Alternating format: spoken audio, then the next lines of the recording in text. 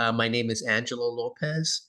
I am a Filipino-American editorial cartoonist based in the San Francisco Bay Area, and I have the honor and pleasure today to speak to a wonderful editorial cartoonist from New Mexico, Wes Rowell.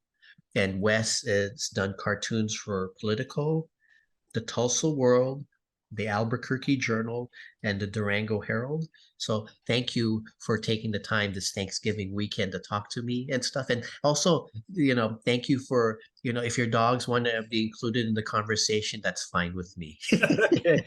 Yeah, they might pipe up there. Thank you for having me on, Angelo. Appreciate it. Oh, okay. And yeah, like that for my first question, I just want to ask, you've had 20 years of experience doing illustration work. Um, you know, for editorials, for advertising, for educational, and for publishing venues. How did you become an illustrator, and what did you learn from that experience? Um, well, I've been drawing, since as far back as I can remember. All kids draw, right? Yeah, yeah, And most stop at some yeah, point along the line, and I just never did. And even when I was, looking at doing things in college like architecture or chemistry or all these different things, and I tried those different things, and it yeah. just kept coming back to art. I lived in a fraternity house, and I would do murals in the hallways and in the rooms that I Oh, lived in. that's And so cool. there was one of the older guys came by one time, and he saw some of it, and I knew that he was a graphic design major. I Oh, went to Oklahoma State University, and he kind of looked at some of this stuff, and he's like, "What's your major?" And I yeah. said, whatever it was at the time. I think I had like three or four of them. And he's like, "You need to change into graphic design right now." Oh. And I was like, "Okay, I'll do that." So I did. And it turned out that the kind of the main intro instructor was more of an illustrator. She was a fantastic illustrator. Her name was Carrie Hissey. And so she was British, and so Oh, she was kind of brusque and really didn't give a damn about hurting anyone's feelings. So she was kind of the perfect, intro weed out instructor, yeah, right? yeah. And so, but then once I got through the weeding out process, I really, really just got into illustration. And again, I think I was the only one in my class of about 15. Everyone else was graphic design, and I Uh, was illustration. I was the only one. And so Carrie kind of really just kind of nurtured that, yeah. because it was, I think kind of special to her too. Um, and so, yeah, I think I wound up having like 7 classes with her, and they were Oh, all studio classes, right? So they're all 3 hours at a time, twice. So what me, she and I got a lot of each other. But and so then I just one summer I just started sending out resumes trying to get an internship in Tulsa. yeah. And luckily enough, Penwell Publishing was in Tulsa, which it started with the Oil and Gas Journal, like in I'm gonna say, like, I should know this. I did the 100th anniversary cover. Oh, So it was like 1905, something like that. yeah. And and they Is had it a, 1905? 1905. yeah, that's Oh, when the Oil and Gas Journal was started, oh, somewhere okay. in there, early 1900s. Okay. And they had, in the meantime, grown into having to serving a lot of different industries, oil and gas, energy production, transmission, water management, clean rooms, aerospace, all kinds of publications. Wow. Yeah. And so then they had built up an on staff crew of illustrators to fill out the image content of all of those periodicals. Okay. And it was always a really interesting thing because we had like, just our group alone had a couple of dozen magazines to produce, and there was like 3 or 4 of us. Yeah. And so we really had to make it try to look like there weren't just three or four of them.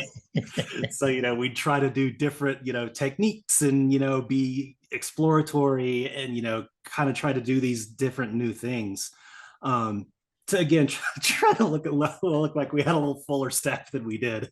Oh, okay. But yeah, that's kind of it's just always been there as Yeah. far as illustration goes. It's I think that the best cartoon that I've never seen was one of my best friends growing up. He passed when we were in college, and one time a bunch of us were sitting around after we'd gotten together, and we were talking about things, and I never knew this existed, but once they told me about it, I was absolutely not surprised at all. So I was like, remember when Brandon drew this picture of Wes? And it was a picture of Wes holding up a picture of a monkey, saying, hey, you want to buy this picture of a monkey I drew?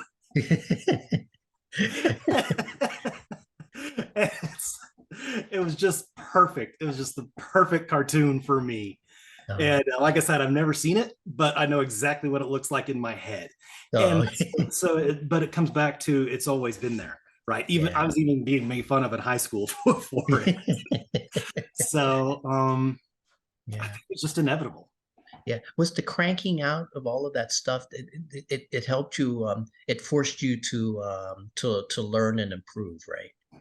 Oh, absolutely. Yeah, especially with things like hotkeys, shortcuts.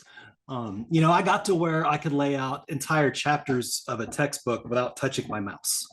You Oh, know, wow. Yeah. yeah, and so it does. It's when you do repetitive things like that. I mean, they're going to be slightly different every time, of course, but you kind of do them the same way every time. And so, yeah, when you can implement a method of doing things, it just makes things so much faster. And Yeah. so kind of what we had was there were three categories. There was like charts, maps, and graphs, Yeah. info data. And that was the bulk. There was always 3 or 4 envelopes with those things on my desk, right? Yeah. Yeah. And then there were like feature illustrations that would accompany an article, and then covers. No. And so each one, was like, I have to do this. I want to do this. I No. really want to do this, right? Oh.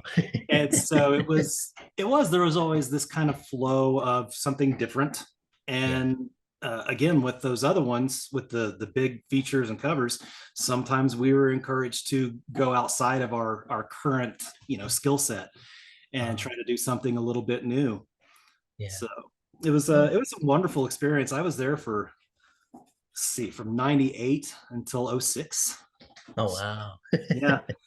Yep. The very early years of what I was doing were there. And it was a fantastic job. Oh, cool. Cool. Yeah. Yep. Thank you. So, okay. Well, also, you're a very new editorial cartoonist, right? Yes. You've been doing it for the past 2 years. Is that right? Right at it. Yeah. Okay. I'm curious, because you're one of the, you're sort of a unicorn, right? So how did you become, what inspired you to become an editorial cartoonist? And because you're new, I'm really curious,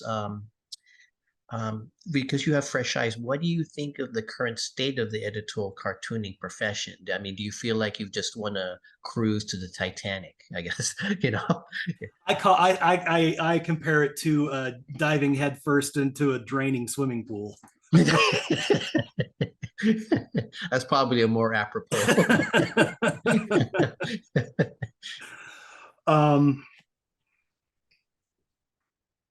I'm sorry, what was the first question? Let me answer that one Oh first. yeah, I mean, how did you get inspired to Oh, be an yes, editorial yes. cartoonist? So um, I want to say this was, yeah, it was during lockdown, COVID lockdowns. Everyone's going crazy. Literally losing their minds. Yeah. And I was just, I don't know. I ran across something about cartoonists winning a Pulitzer Prize. Oh, And I was like, wait, what? This is for journalists. This is for, what? And so I started doing a little, a little bit of research into it and going back into it, and running across, I was like, well, okay, so where's the category for illustration? Oh, Norman Rockwell doesn't have a Pulitzer. yeah, yeah. And that just pissed me off. I was just really angry that, Yeah. I don't think you could point to someone who recorded the mid 20th century as faithfully as Norman Rockwell, both in terms of its accuracy, but also in terms of its feeling, its sentiment, right? Yeah. He just hit every note perfectly. Yeah. And to think that that's not part of the journalistic landscape of the 20th century in America is just ridiculous. It's preposterous. And so that really pissed me off. Yeah.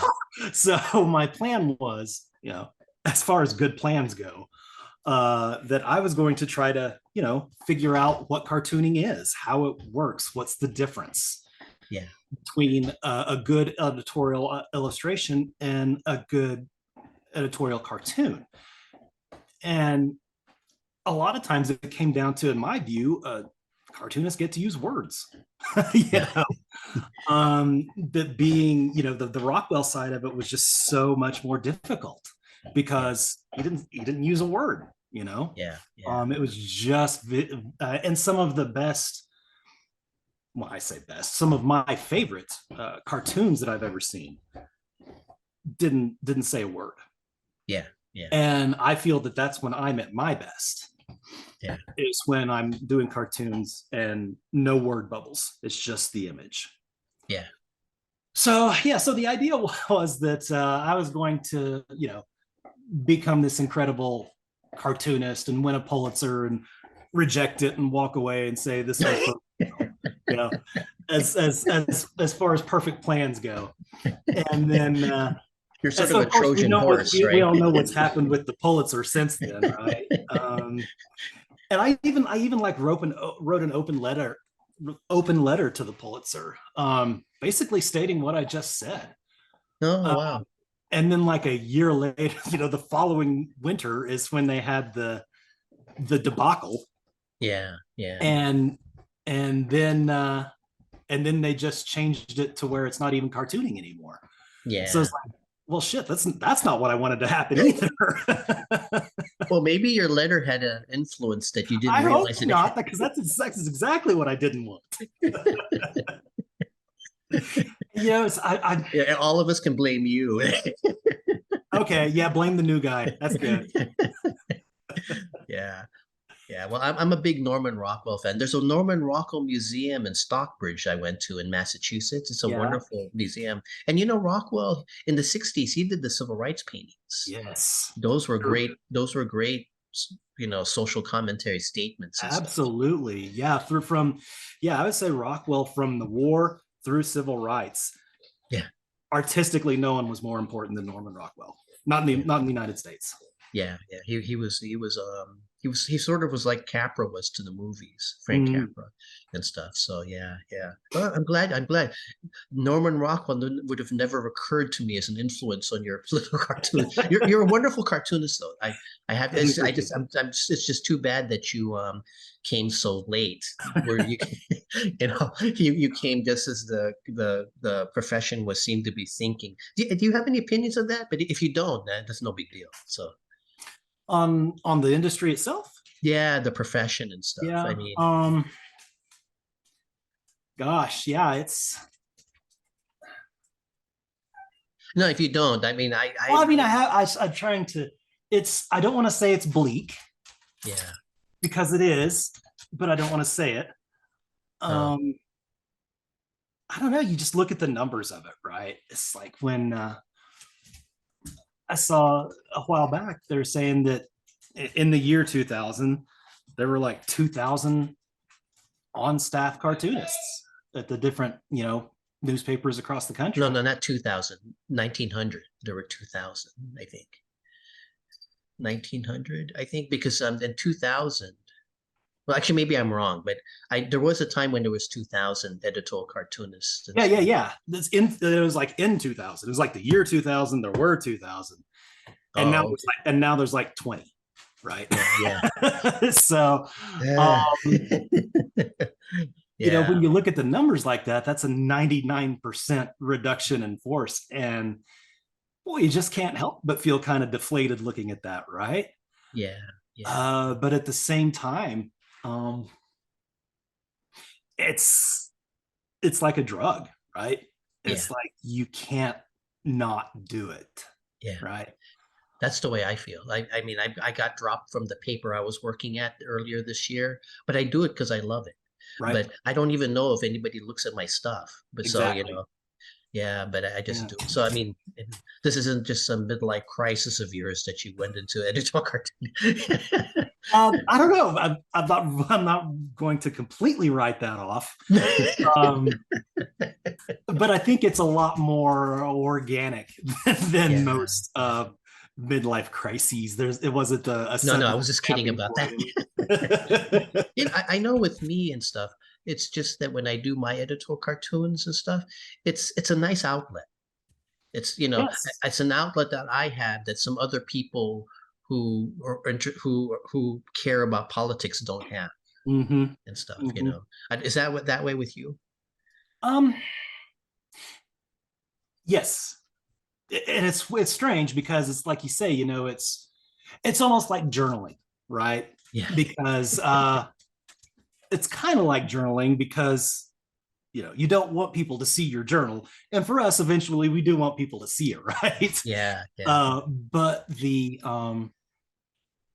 mechanism of it is kind of the same. It's this: I've got this thought in my head that I need to get out of me, yeah. and I don't even write well enough for a journal. so so it all comes out in pictures. Yeah, yeah. But you're a wonderful cartoonist and stuff. Thank you, appreciate that. Yeah. So yeah. Who are your heroes and artist heroes and cartoonist heroes? I'm curious. And how do they influence you? um so anytime I'm asked about influences, I start with Caravaggio. Okay. The sense of the dramatic Yeah. that he was able to portray, um the fact that he was, an actor, he was a thespian, and so he knew these lighting techniques. He knew how to Yeah. create spotlights, and then how to incorporate that into art to create these really, really light, dark, dramatic effects, and just that fierceness of contrast, that very, very defined light source, um, from which everything around it flows. Right? If that first original shadow makes sense, Yeah. then everything else flows around it, right? Because Yeah. it's in relation to that first one. And he was just such a genius at that. Yeah. As far as illustration goes, a lot of it comes from a guy named Michael Schwab. He is a very graphic illustrator, does a lot of posters, flat color, um, again, high contrast a lot of the time. Yeah. Um, and that's due kind of to the flat color, large tonal area Yeah. type of approach that he uses. And I had a long-standing freelance relationship with Oracle, Yeah. and the art director there, he would say, "Okay, now I want you to do this like Michael Schwab would do it." And I'm like, "Well, damn it, Richard, hire Michael Schwab. He's Yeah, the I one." know. But no, he would keep pushing that, and eventually it did wind up, kind of. It actually, the way I started doing things in the very, very beginning, uh, even in college, were based on tonal values. Yeah. Um, I remember the first thing that I did that really had an impact on me was just taking a black and white photograph, breaking it down into the 10 shades, Yeah. creating tonal areas for all of that, and then just filling it in. Right. Yeah. It's kind of like a creating your own paint by numbers type of thing. Yeah. Yeah. And so, and that's still a lot of the way that Schwab works too, is like not a lot of line, but a Yeah. lot of a lot of color, a lot of area. Yeah. And so, yeah, so he became a huge influence to me.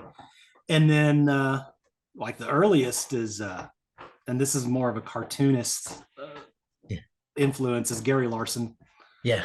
Uh, yeah, it was. I could still draw a Gary Larson duck to this day because I loved his work so much, and I wanted to draw just like him because it was so Yeah. simple, but it was so perfect, and it was He so had such great funny. concepts. His Yeah, ideas were so off the wall and stuff. That's what I loved about him and stuff, was that I never would have thought of any of his ideas.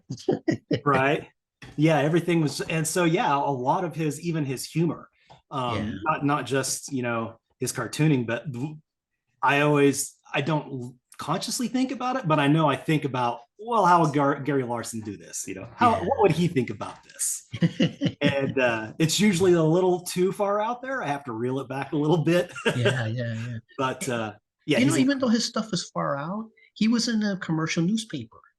He was yeah, mainstream. yeah, He made oddball ideas mainstream. exactly That's what right. I loved about him and stuff, And is I that, don't know that anyone's been able to pull it off like him since. yeah, yeah, Right. I think a few other folks have tried it, but it's just not, it's not the of same. course it's not, it's their own take on it, Yeah. but damn, he was a genius, is a genius. Well, he sold a lot of mugs, You're right about that. Yeah, yeah. And I, calendars. yeah, and calendars too and stuff. So, oh, okay. So, I love, we're talking, I love your comic style. It's very graphic and stuff. How do you do it and stuff? I mean, and what's your schedule when you do it and stuff? Mhm. Are you using Illustrator or? Yes. Yep. Okay. I do everything in Adobe Illustrator. It's vector art, when I'm done with it. Well, no, eventually it's, a JPEG or a TIFF or something like that. But Yeah. no, I've got an Adobe Illustrator file that I can open up and start working on the layers and changing things if I wanted to. In fact, that's the way I do it. Is I'll usually just pick up the previous whatever I finished first and just delete everything on it, except for like a base reference layer, Yeah. a top layer that has like the word balloons and everything that stays, and then the color palette. That's kind of the important part because that's kind of evolving. And Yeah. so each time I complete a cartoon, my color palette is going to have one or two more colors in it. And so that's why I want to keep, the most current version of that going. So as far as the way I work, it goes back to the tonal values. Yeah. And instead of filling an area with gray or darker gray or lighter gray, it's with crosshatch or hatch or whatever is going to give me that tone that I need. Yeah.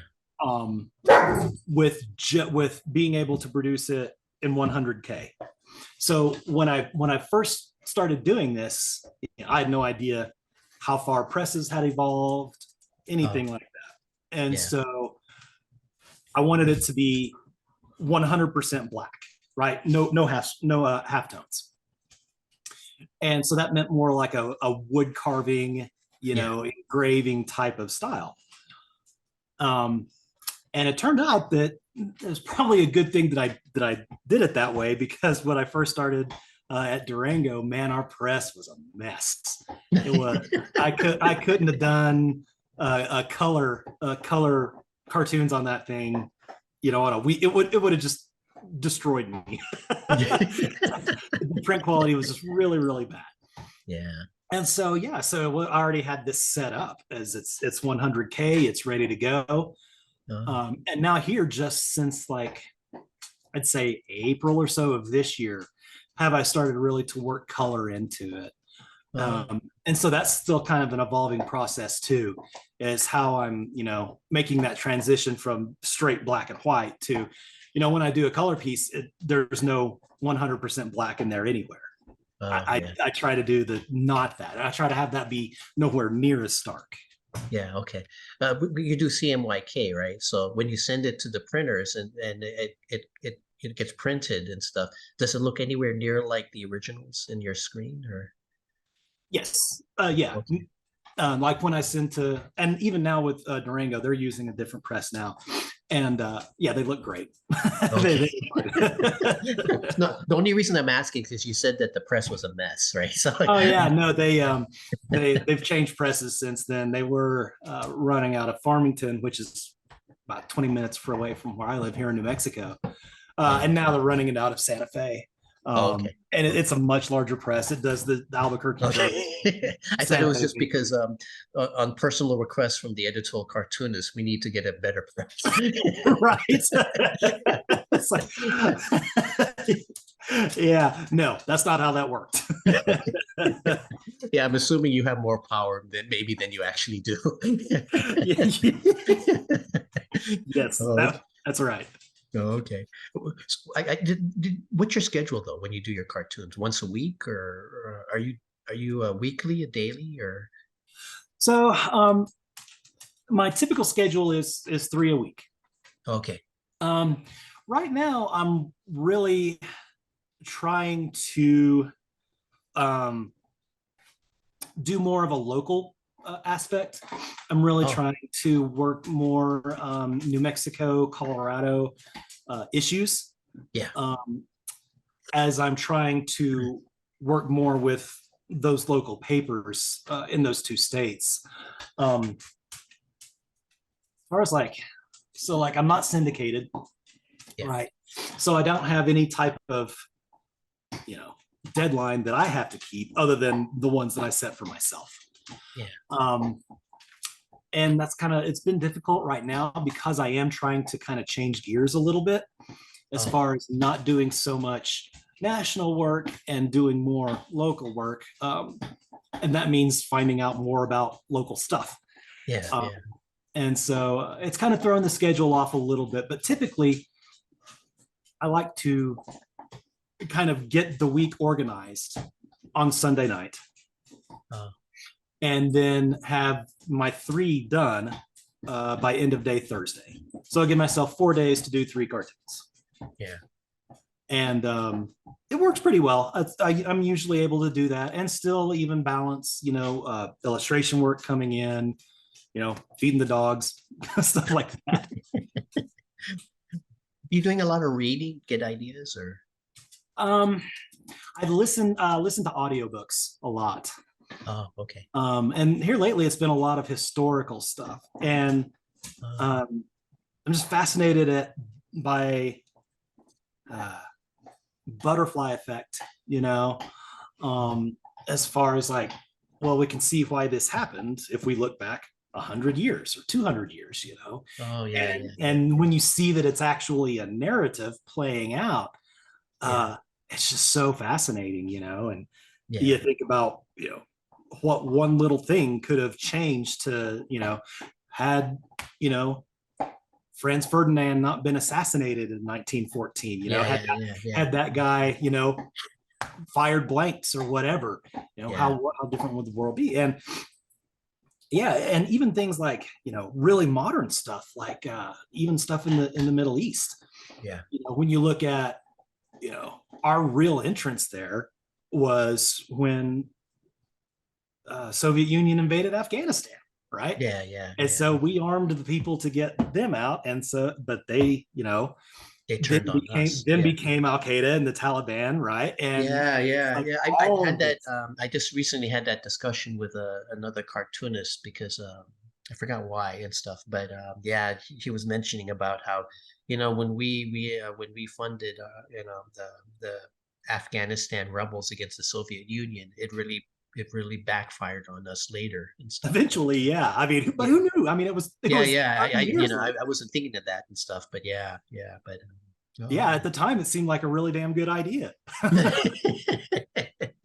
Yeah, but it sounds like you're a really big fan of history then, I do. I like history. because you try to figure out what are the historical antecedent or precedents. Is that the right word? Precedents Mhm. that helped, like, the British Mandate in the 1900s. How did that affect the Israeli-Palestinian conflict today Right, and stuff, right? And right. stuff.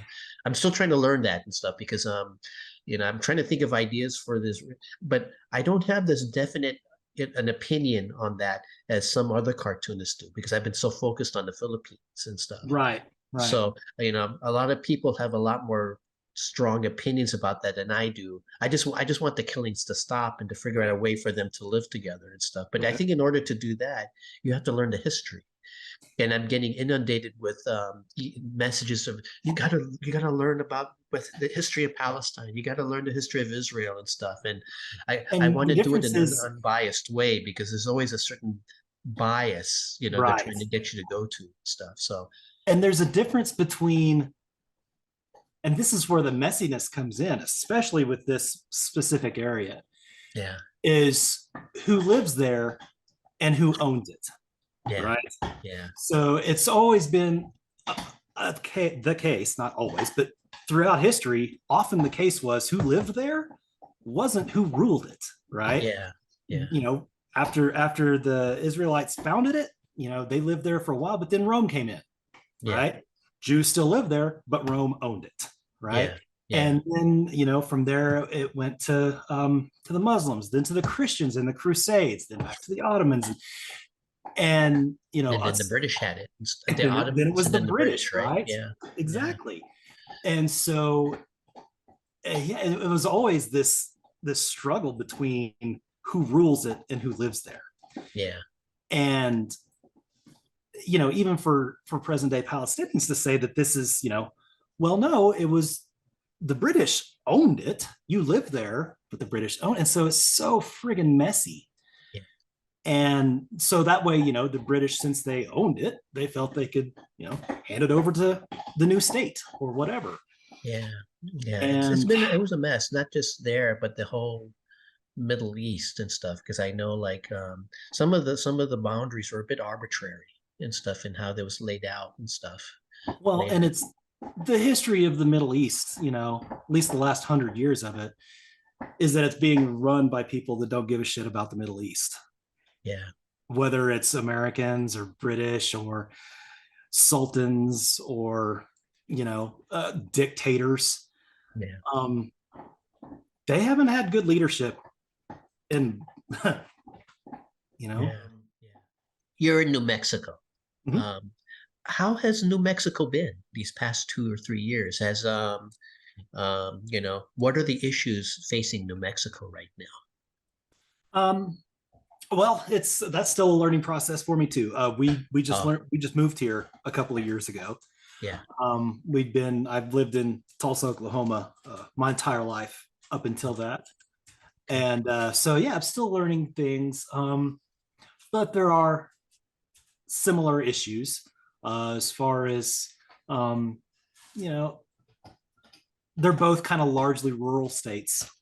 No, And so you have some of the similar issues as far as rural access to all kinds of things, from water to broadband to you name it. It's difficult. Um, there are issues with drug manufacturing, use, sale. It's Breaking Bad was based in New Mexico. oh yeah, I Um, forgot. right. Are there a lot of trailer campers with ex-science teachers? All over the place. Yeah, we got two of them living down the road. Um, no, but I mean, it is this, you don't have to go very far to be in the middle of nowhere. And, people just, can kind of do whatever they want to where they are. Now, that said, um, New Mexico is a lot more regulated than Oklahoma. So there are a lot more,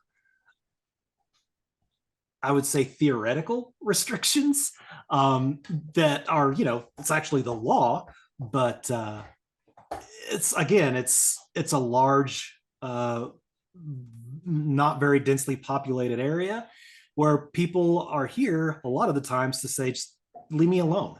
right? Yeah, yeah. And let me do what I'm going to do on my acre of desert, and the rest of you go to hell.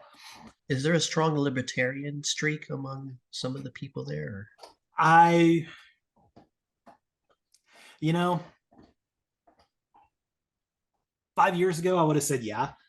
Okay. But anymore, I feel like that is being rolled into the Republican Party from the backside so much Oh, that, okay. or from the right side, that the lines are getting kind of blurry there. Oh, There okay. used to be a pretty, firm distinction between Republican and Libertarian. Um, Yeah. and now I think, you know, now there's more of a line between what used to be a Republican and now this new amalgam of really right Republicans and libertarians. Yeah. It's part of the, I guess, this evolving how I guess both the right and the Republican Party is evolving. Like, I'm a liberal and stuff, but I used to have a lot of conservative friends, Mm-hmm. and I've noticed a change too and stuff. And some of it I just don't understand and stuff. So Well, and so much of it is, is this pulling apart, right? uh-huh. Everyone's pulling apart into these, and if you're not this, then you're this, Yeah. or if you're not either, then you're, a traitor to what you were, or you don't pass the test to be this anymore. And it's, yeah, I see that kind of pulling apart into, and it doesn't leave a lot of room in the middle. Yeah. Or independent thinking and stuff, Right, right? So right, like, yeah, right. It becomes more dogma, right? yeah, This is yeah. what we as a group say, and so that's what we as a group are going to say, and you're going to say it too. And I just no. Yeah, yeah. I mean, like for me, I don't. There will always be conservatives. There will always be progressives. But even Sure. within that, you should be able to think independently and go against. Like I consider myself to the left, but I'm not always going to agree and stuff. And George Orwell was to the left. That didn't stop him from criticizing Stalin. Right. Or Goldwater was to the left or to the right. That didn't stop him from criticizing Jerry Falwell and stuff. Sure. Yeah. You should be able to disagree if you disagree and stuff. Right. And it just Is seems that, do you like think that you're more. losing that? Is that what you're describing? That's becoming lost? I feel like that. Yeah. Oh, Yeah. okay. And on the right, it kind of revolves around a person, right? Yeah. It's kind of like this cult of personality that he has just really just whipped up into Yeah. a population. When you It say is. he who shall not be named, No, right? no, it's Donald Trump. I mean, yeah, I just figured everyone knew who I was talking No, I was about. just kidding when I said. Yeah, it's not a Voldemort thing. Uh, but yeah, and so that the on the right, it's kind of revolving around him, and on the left, it's a fight, right? It's a fist fight to Yeah. see, who can be the most morally outraged, Mhm. and who can, and it just you have to. Everyone is in one-upsmanship, Yeah. and that becomes the line. Yeah. And Well, actually, this was my next question, but since you're bringing it up now and stuff, I might as well ask it now so that you can continue. But, one of the things I love about your cartoons is your willingness to criticize both the left and the right mhm. and stuff. So, you're starting to talk about that right now and stuff. So, I wanted to ask, but, do you think, do you worry about your cartoons preaching to the choir? You're speaking to an independent voice to a far more polarized political environment. Yeah, no, I don't feel like I'm speaking to the choir. I feel like I'm speaking to a wall sometimes, Oh, okay, like okay. like I'm not speaking to anyone. Um, Oh, okay. Is that the other than issue? the way I wanted it, the way I, kind of remember it and the way I wanted it to be again. Oh, As okay. far as like people listening to each other in a civil discourse, and, not, I don't like Donald Trump, so now we're going to fist fight. Right. Yeah. That's stupid, but that's where a lot of folks are. Oh, yeah. And so as far as, I'm not, I try not to necessarily criticize ideology. Yeah. I try to criticize behavior. Okay. So hypocrisy, Yeah. dishonesty, lack of empathy, You're straight up stupidity. you're making you're making a moral critique. Correct. Is that I'm right? not. Yes. Okay. Yeah, I'm trying to be a little more universal than Democrats versus Republicans. Oh, okay. Okay. Yeah. Yeah, because I know some like Charles Dickens, he made a moral critique of society that wasn't necessarily ideological, but Right. it was sort of the flaws of human nature that we all share. Is that Right. right, or is that wrong? It is, and I'm not as interested in what you think or what you say. You know, when I say you, I mean as a subject of my cartoon. You know, I don't really care that much about what they think or what their ideology, but what do they do? What do Yeah. they do? And is that in line with what they say? And is if all of that, is that good? Is that something Yeah. that we need? Is that something that should be happening? Um, is it what you said it was going to be? Yeah. Things like that, not just I don't like Republicans, I don't like Democrats. Yeah. Which only fuels the hyper-partisanship. Exactly. Yes. Yeah. And that's, kind of what I'm trying to do is back us away from that. Yeah. To try to pull some folks back to the middle, to Yeah. try to get them to actually think again rather Yeah. than just listen. Yeah, yeah, it's important for democracy. Yeah, like I talked to foreign cartoonists, and a Nicaraguan cartoonist told me, um, all authoritarianism is bad, whether it's to the left or to the right. Left-wing authoritarianism and right-wing authoritarianism are equally bad. They Right. may be ideologically different, but they wind up doing the same things. Jailing dissidents, harassing, clamping down on the press and all of that Shutting stuff. down press. Right. Exactly. Yep. Is that similar to your critique then? Now, that's an interesting question. Okay. Yeah, it's something I didn't ask. It's just listening to what you're saying and stuff. A moral critique is a critique on human nature. Correct. You don't have to go into the ins and outs of whether this ideology is good or bad, Right. but because whatever the ideology and stuff, human nature, a left-wing person. I'm pretty left, but I realize that George Orwell is sort of my standard. He was left-wing, but human nature can get you to do bad things, whether you're to the left or to the right. He did 1984 Animal Farm and stuff. He was a left-wing guy that was willing to say, just because you're in the left doesn't mean that you're invulnerable to being corrupted by power. Right. Yeah, I think, and that's the idea, is that I think we can, folks think that we can do things but it goes too far, right? Yeah. It's like, well, and actually I'm even listening to a book right now about Lenin, Hitler, Stalin, right? And kind of how the kind of the relationship between them, plus the kind of their own stories and everything. And it's like the Leninist idea was to build this workers' paradise, right? Yeah. But from the very, very beginning, everyone gives Stalin all the credit for being a monster. Yeah.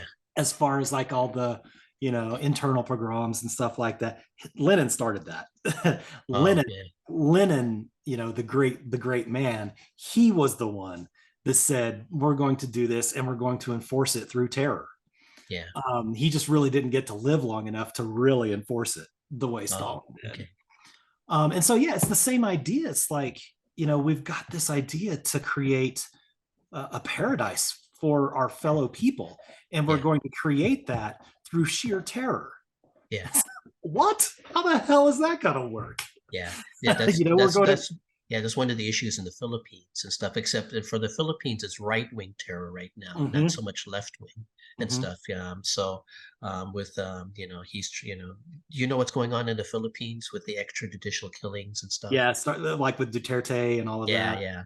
And now, even though Marcos, the dictator, that in and of itself is an issue of not learning about history and stuff.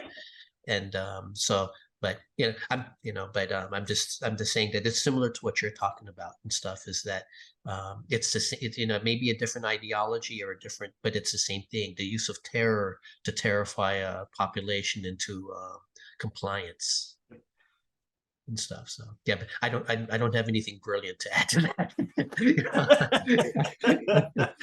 Well, I There's a mean, limit to my brilliance, and it just hit it. I don't know. It is scary because it's rising, right? Yeah, You see, and it's happening in free and fair elections, yeah, right? It's not in rigged elections. This is what the people in these countries are wanting. And yeah, there, I think, is where you start to see the failure to remember history, yeah, right? Because, Mussolini, Hitler, all of them, they were voted into power, right? yeah, yeah, I mean, they might have, pulled some hijinks early on to get them into that position. yeah, But, when I say hijinks, I mean, street thuggery and yeah, uh, yeah. and low level terrorism as well. Some Um, people's thuggery is other people's hijinks. So, right. yeah, Well, it's just such a heavy word, yeah, But yeah, I mean, they created the fervor that then put them in that place of power. They whipped it up and then wrote it. yeah, And they wrote the playbook, and it seems like a lot of people who don't want to be authoritarians are forgetting that's how it happens. yeah. That we're all vulnerable to that kind of hysteria if we're not careful and stuff. Yep. I'm glad you're learning about. Have you read Eric Larson's book In the Garden of Beasts? No. That's a good book and stuff. It's about how an American ambassador and his family, they were the first American ambassadors to Germany when Hitler took over. Okay. And in the slow deterioration of civil liberties Right. and democratic backsliding and stuff, Mm-hmm. and how That would at be an first he didn't interesting realize perspective. how bad it was, but then once he realized, he spoke out, but nobody listened. Right. Yeah. I So think I think we're right now at kind of a no one listening point. You know. well, that's why we're yeah, but okay. This is actually leads to one of my questions: is do you think editorial cartoonists have any influence in this time of fake news and hyperpolarization? Can we as cartoonists have some sort of influence in stopping that and stuff, or getting people to listen? Well, The that's fate deep, of the right? world Right. hangs on your answer. Okay. Okay. What was the question again? Just do you think we have an influence in that and Right. stuff?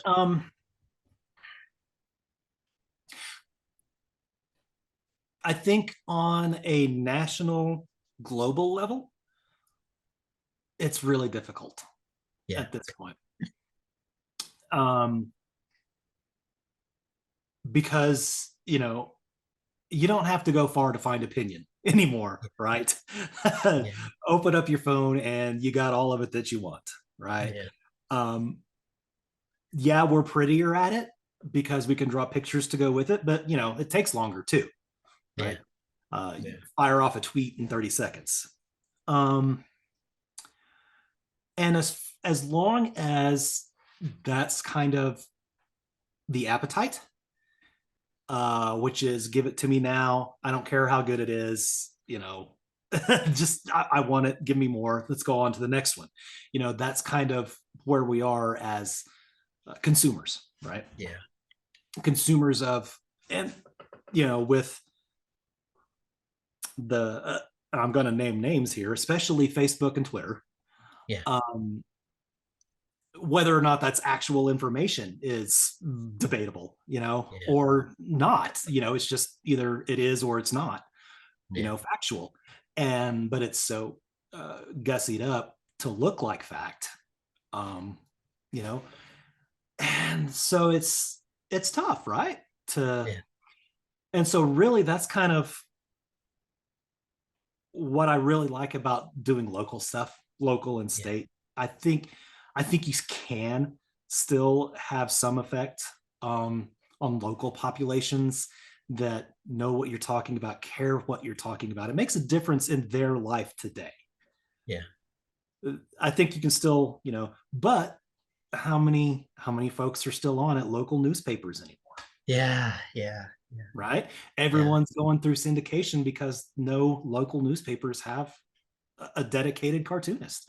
And so Yeah. you're not getting that effect at the local level, which is probably where it's going to be the most effective. Yeah. I talked to other cartoonists and they had the same answer as you and stuff Mhm. is that, there's no longer a her block Right, that has the power in the national that can take on McCarthy right. and stuff, right?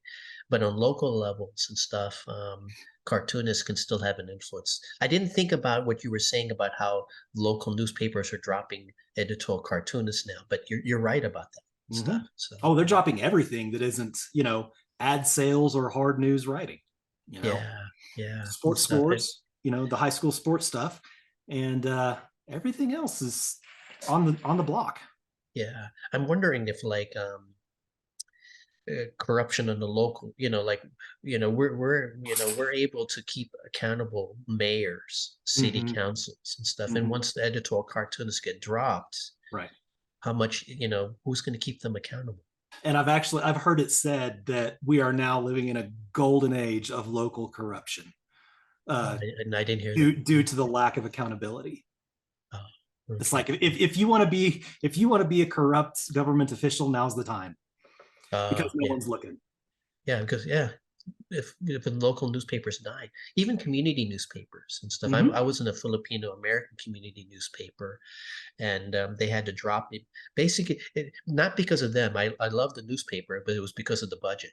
Hmm. They couldn't pay me anymore and Right. stuff. And so, And that's the cyclical aspect of it, is that you know advertisers don't want to advertise in newspapers that feature cartoonists with overly strong controversial work, right? yeah, Because that's just going to piss off half of their customers, yeah, right? And um and so then without so you got your choice then, right? You can either not have any money and yeah, have your editorials, or you can run your business with advertising money and cut the stuff that pisses people off, yeah, yeah. Me. right? I mean, yeah, that's at the end of the day, our job is really to piss someone off, right? Yeah, Unless you're doing like you know a welcome to heaven Dick Butkus type of cartoon. yeah, um then the other, if it's not a celebration, which is very rare, right? yeah, It's usually, you know we're going to try to say something about something that we don't agree with, yeah, right? yeah, And that's gonna upset someone that they do agree with it. yeah. Yeah. So Just in case there are younger people watching this video, Dick Butkus, Chicago Bears, I think linebacker, right? Right. yes, Yeah. yes, So 1960s, he was teammate with Gale Sayers and stuff. yes, yeah, So he okay. passed about a month ago. Yeah, yeah, okay. Yeah, it's just I was just realizing, wait a minute. My niece, if she heard Dick Butkus, she would have no idea who he Right, was. right, right. That was just it was the first Pearly Gates cartoon I've ever done. Oh, So you I did? saved, I saved it for a good one. Yeah, he was a great player and Oh stuff. And he man, was in a fantastic. lot of commercials, right? Yeah, yeah. And Yeah. he was in movies and TV. Yeah, Not a yeah. lot, but he was in them, and yeah, fantastic guy. Yeah, yeah. So, oh, okay. So let me ask this question and stuff. The world has become a lot scarier, right? Mhm. You got this conflict in Gaza, you got the Mhm. conflict in Ukraine, and you mentioned how your authoritarianism is on the rise around the world. You've done some wonderful cartoons on Putin, China, and other foreign issues and stuff Mhm. that I saw some of them in the cartoon movement. They're really good cartoons and Thank stuff. you. So, um, and do you feel a sense of dread right now? I mean, when you read about the news, or are you cautiously optimistic, or is this one of those cycles where, like in the 30s, there was a scare of fascism around the world, that there are just times when it's scary, and then there are times when things are not as bad. Right. So I think, historically, again, if we look at scary times, scary times typically end in terrible times. Yeah. I don't, I can't think of a an example from history where, boy, things looked really bad, like we're all, heading down the wrong direction, and then, well, everything got better. Yeah.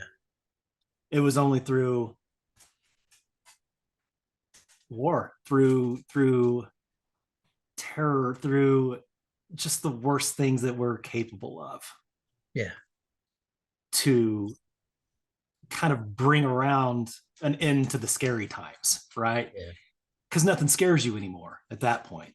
And then once things are over, what could be better, right? Yeah. Until we just start our path down to more scary times. Yeah. So to answer your question, yeah, I think I'm filled with dread, but I also think that I'm starting to transition to nihilism, and that's not great, you know. Yeah.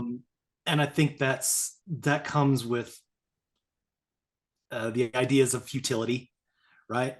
That we're just on this path, and there's nothing that anyone can do about it, right? Yeah. I hope that's not the case.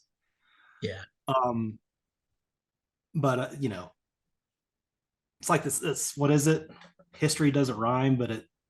No, what is it? History doesn't Oh yeah, repeat, but it Mark sure as hell Twain, rhymes. right? Mark Twain. Yeah, History doesn't rhyme it, but it doesn't repeat, but it rhymes. it rhymes. Yeah. Yeah. Yeah, and so yeah, I think I see a lot of the things as far as like large, powerful nations starting to pull themselves away from communities of nations. Yeah. Um, and that's when countries start to try to block themselves off from other countries, from the world. I think that's where we start getting in trouble. Yeah. Yeah. That's when you start having a lot of us versus them. A lot of absolutist thinking comes when people try to wall themselves off. Yeah. Yeah. I know with me, when I look at, yeah, I'm scared too, but I try to focus only on what I'm able to control, Right. or whatever my limited sphere of influence. So I think with me, my focus on the Philippines is because, one, it's my heritage. I'm a Filipino American, and two, um, I think one of the reasons I care about what happens in Gaza. I care about what happens in Ukraine, but I have a limited bandwidth and stuff. I can only, like with the Philippines, I'm a Filipino. I've only been in the Philippines 1 month my entire life. Mm-hmm. But, I care because and I still have relatives there. So I spend my time doing research and learning about the Philippines and the Filipino American community, just because um, I have that may be my, what Ukrainian is going to read my cartoon, or Russian is going to read my cartoon and change their mind. But Right. among the Filipino American community, maybe, and stuff, Right. if I Yeah. do enough research and stuff. And so I do feel a sense of dread and stuff too. But somebody, a cartoonist in an authoritarian country, told me that if you give in to the futility, then the authoritarian wins Right. and stuff. So even if I don't think, I have no idea who looks at my cartoons, but I'm going to do them anyway, just to say this direction is crazy. That we're going to is crazy, and we got to do something. I may be a lone voice speaking to a wall, but I'm hoping the wall eventually hears me. Right. And like you said, it's at least it's a record, right, of Yeah. what we think on in any given day, Yeah. right? Yeah. And it's at the end of our time, we can take and compile that, and it would be like a visual history of what we thought. it's like a journal that people might actually want to look at because it's got lots of pictures. Yeah, yeah, You know? yeah. Good stuff. And it's always, I've never known where the line is between this is, my personal ideas about something and I'm going to write it down, keep it in a book, and I have a platform and people are going to, whether they take to heart, they're at least going to read what I say or look at Yeah, it. yeah. And I And think it's a what good legacy for you. When one of the things I think is that when your descendants look at your cartoons, they're going to say, "Oh, my grandpa was on the right side of history. He was fighting right. the good fight." That's a one. If nothing else, that's a good legacy. But it also brings up, the idea of who the hell am I, right? Oh yeah, yeah, Why does my opinion matter? yeah, Just because I can make it into a pretty picture and make it kind of funny, why do I get this platform? yeah, Um, and you know, I like to tell myself that I earned it or whatever, but I didn't.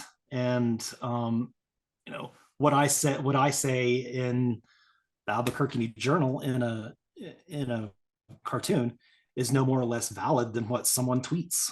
You yeah. know, um, and yeah, that's where I kind of struggle with sometimes is the perch, and you know, really not wanting to be there. Yeah, Right? yeah, yeah. I'm really just trying to speak from me, and if people identify with that, then I'll be successful, and if not, then I won't. Oh, So okay. Okay. Okay. Well, yeah, it's around 10 minutes left for this. Let me squeeze in two yeah, yeah. questions. Okay. This one you may not have an opinion to because I don't have an opinion on, but Okay.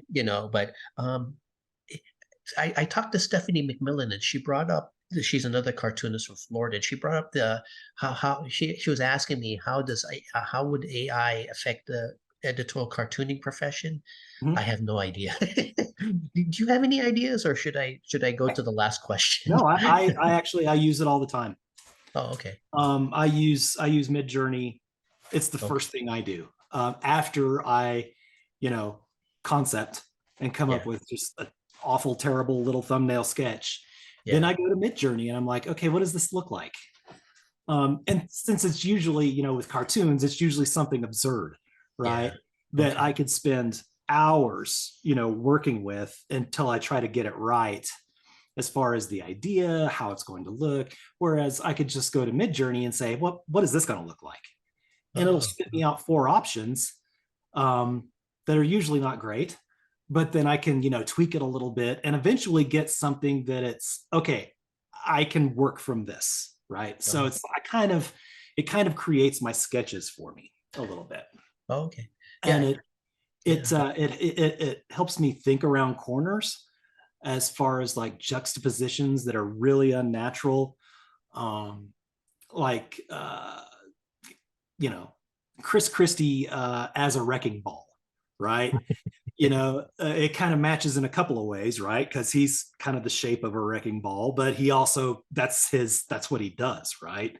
Yeah. He takes no prisoners and slams through shit. And so I could have monkeyed around with that.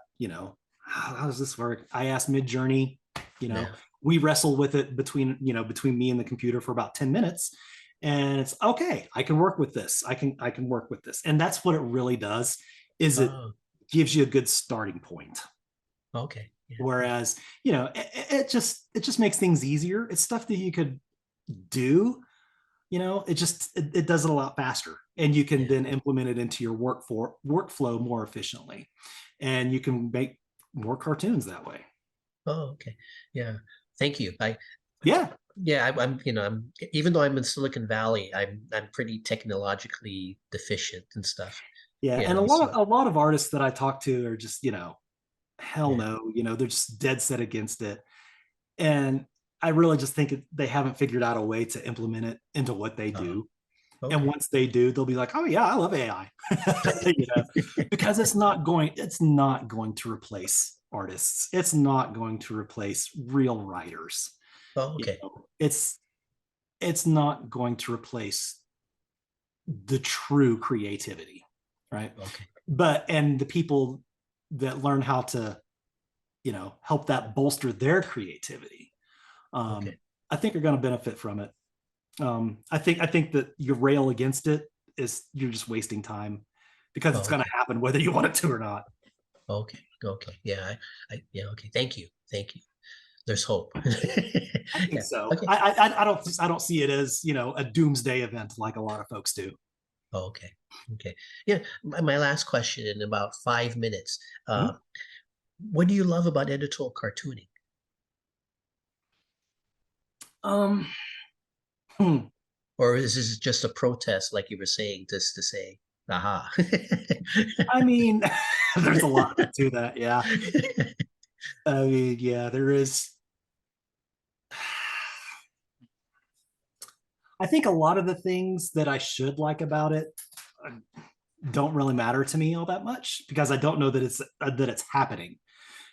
Like you said, do I have an influence? Do I influence anything with my critique? And I would have a hard time saying yes. Um, there were a few times in Durango where folks would stop me and say, "Hey, I saw your cartoon, and yeah, you got it right. You nailed it." And that was important. You Yeah. know, that was really important. Again, like, because those were the people that it matters to, right? Yeah. It's a small community. These are the things that are happening, and if I can put my finger on an issue and have people say, "Oh yeah, that's right," you know, I don't really care about that. I mean, I don't, because I don't feel like I have that kind of influence, right? Yeah. I'm just drawing pictures and saying words. I'm being a smart ass artist combination. Yeah. Um, and that's really what I like about it. It's just really the doing, the work. Yeah. I love to draw all Is the it the time. craft, the love Yeah. of craft? Yes. Yeah. Okay. Yeah. And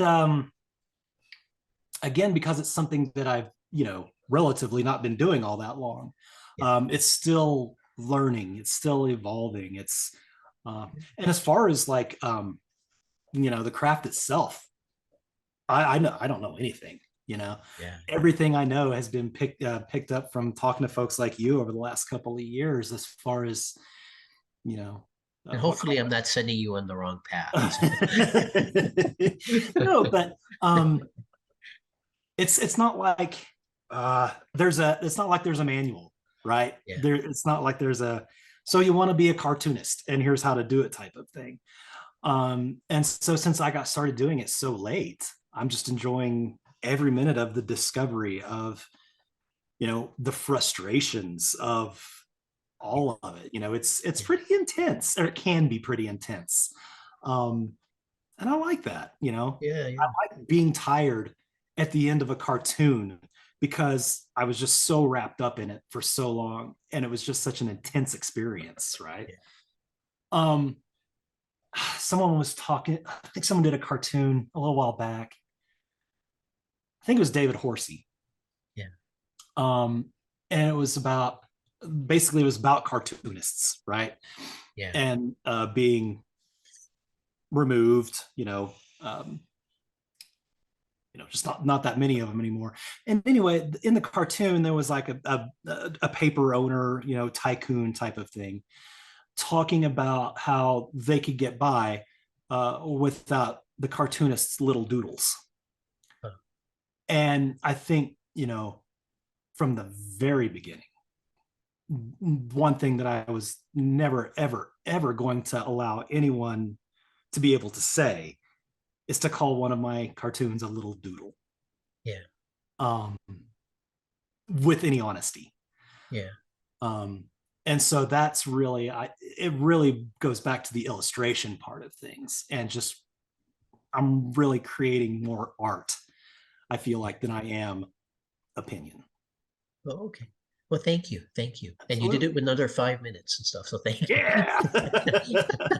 Well, thank you very much. We have a minute and 30 seconds left. So I want to thank you very much for having this talk with me. And I know in Thanksgiving and stuff, I'm hoping that you have a wonderful dinner and had a wonderful time with family and stuff. And for your dogs, thank your dogs for even though I know they're opinionated, they didn't Rue have says much you're to welcome. say. She was good the whole time. Now, which one You're is very, this? very Which one welcome. is this? This is Which Rue. one? Screw. Oh, okay.